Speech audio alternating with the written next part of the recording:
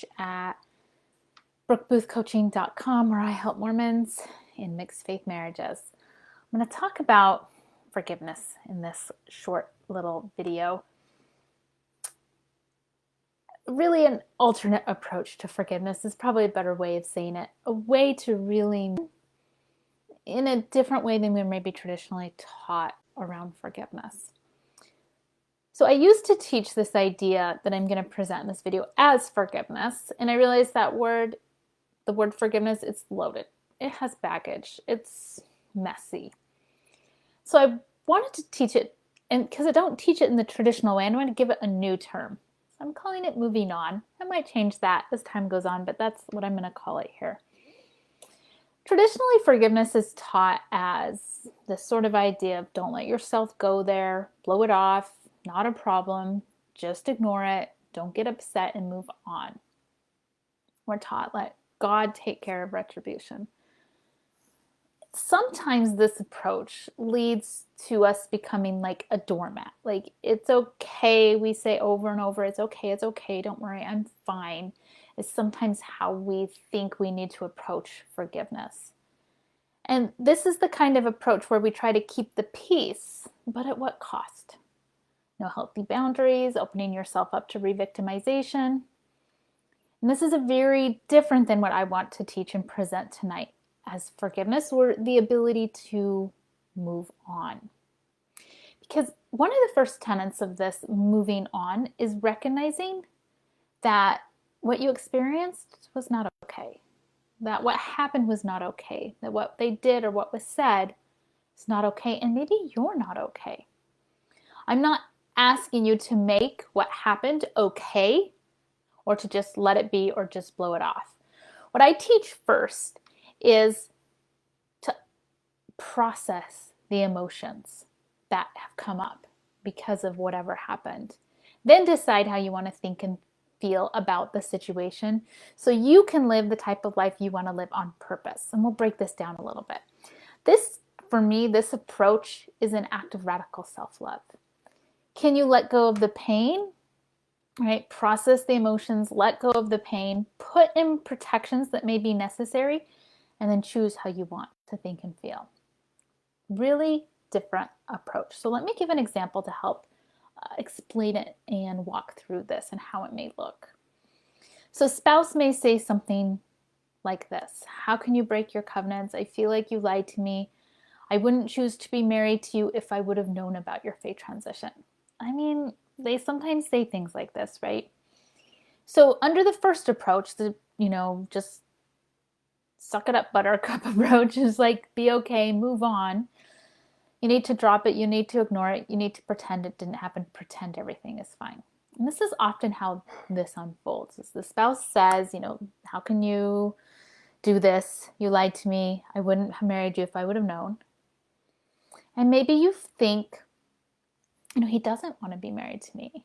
I'm not who he would choose. You feel rejected or devastated. You know what we sometimes do from that place of rejection and devastation? When we think we should just move on, we should get over this, we should be able to move past, so we put on a smiley face. We pretend all is fine. We hide the truth and we don't share what we're really feeling. What we're really feeling. So when we practice this moving on approach, it's going to look a little differently. So instead of just sort of slapping on a smiley face and saying, I'm fine, when you're not, what I recommend is slow down and recognize, yeah, I'm hurt here. That I am not feeling good about, I'm having thoughts about this that are causing me not to feel good, and just accept that that's where you are. Process the emotions that come up. If it's rejection, if it's devastation, just pain, hurt, take a minute and process that. When I say process emotions, I mean let them be present in your body and feel what they feel like, without judgment, without rushing, without meaning anything's gone wrong, without meaning you shouldn't be feeling this way. Complete acceptance of what you're feeling and let it be present. It doesn't take long. Most emotions 30, 60, 90 seconds tops will process through. Now you may have to do it half a dozen times or more, but it doesn't take long in each wave of the emotion. Process the emotion, allow the hurt, allow the rejection, allow the sorrow to be present, let it be there, process it until your prefrontal cortex comes back online. Because when we're flooded with those emotions of hurt, pain, rejection, we're not thinking clearly. We're not in our best decision-making, conversation, action-oriented way, because we're just under the influence of strong emotions. And that's when we need to feel, not decide, not have hard conversations, just feel. Once we're done with step 1, which is process, then step 2, decide how you want to think and feel about the situation. How do you want to think? How do you want to feel? How do you want to act about this situation? Now, you may want to be sad. You may want to be upset. You may want to continue. You may want to feel bad. You may want to feel something else. Maybe curious, maybe compassion. Maybe you want to feel empowered. You can only really come to this decision and decide after you've processed your emotion. So maybe your spouse says same exact words. You broke your covenants. I wouldn't have married you if I would have known about your faith transition. And then if you really want to feel compassion, maybe you tell yourself something like this. This is more about him than me. So you feel compassion. And then think how you'll interact with your spouse from the place of compassion. It's very different than how we act and interact from a place of rejection or hurt or pain. Then you're really able to move on with grace and dignity. This is the power of moving on. I often decide to let go of pain and hurt and put it down as an act of radical self-love, because I'm the only one who's carrying it. I'm the only one who feels it. Now, when I do this letting go of the pain and the hurt, it doesn't mean I don't set boundaries. It doesn't mean I don't make requests. It only means I don't keep hurting my own feelings over and over and over long after the comment was made by rehashing it over and over in my brain. That's the big difference here. This is my version of forgiveness, or what I like to call moving on. It's an act of radical love. It's a gift you give to yourself. This is not a selfish thing. This is a beautiful thing. Try it on. See how it works for you. I guarantee somewhere along the way, in some relationship you have, somebody's going to say something that stinks.